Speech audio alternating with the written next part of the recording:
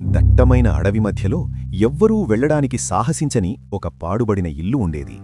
ఆ రాత్రి అమావాస్య చీకటిలో రాము అనే యువకుడు దారితప్పి ఆ ఇంటి ముందుకు వచ్చాడు.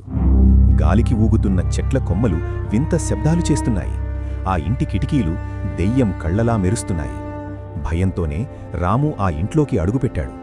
తన చేతిలోని టార్చ్ లైట్ వెలుగులో గది మధ్యలో ఒక పాత కుర్చీపై కూర్చుని ఉన్న ఒక వింతైన పింగాణీ బొమ్మను చూశాడు. దాని ఒక కన్ను లేదు, శరీరమంతా పగుళ్ళు ఉన్నాయి.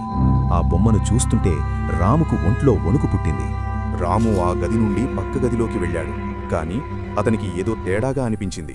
తిరిగి వెనక్కి వచ్చి చూసేసరికి ఆ పింగాణీ బొమ్మ కుర్చీపై లేదు. అదిప్పుడు గది మూలన నిలబడి తన వైపు భయానకంగా చూస్తోంది. అంతేకాదు, ఆ బొమ్మ వెనుక గోడపై ఒక నల్లటి భయంకరమైన ఆకారం కదులుతున్నట్లు కనిపించింది. రాము గుండె వేగంగా కొట్టుకోవడం మొదలైంది. రాము భయంతో వెనక్కి తగ్గుతూ గోడకు ఆనుకున్నాడు. అతని చేతిలోని టార్చ్ లైట్ కింద పడిపోయింది. ఆ పింగాణి బొమ్మ ఇప్పుడు అతని వైపు నవ్వుతూ నెమ్మదిగా కదులుతోంది. దాని వెనుక ఉన్న నల్లటి ఆకారం ఎర్రటి కళ్లతో రాము వైపు చూస్తూ తన చేతులను ముందుకు చాచింది. రాము భయంతో గట్టిగా అరిచాడు. ఆ గదిలో అతని అరుపులు ప్రతిధ్వనించాయి. ఆ తరువాత ఏం జరిగిందో ఎవ్వరికీ తెలియదు.